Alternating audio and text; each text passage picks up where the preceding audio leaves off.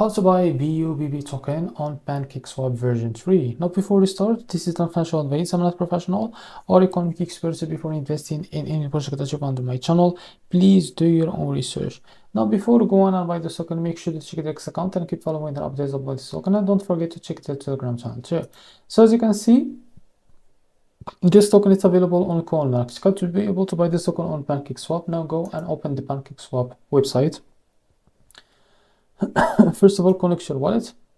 I will just select my wallet from here.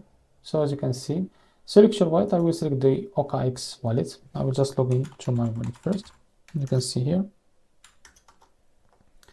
Now, after you connect your wallet, if you don't find your token here, you can go back to MEXC on that token page. Now, copy the token address from here. As you can see, this token address is under the BNB Smart Chain Network. Now go back to PancakeSwap, click here, and as you can see, paste the token address here, and you will be able to find your token. Click on import. Now click on I understand. Now click on import.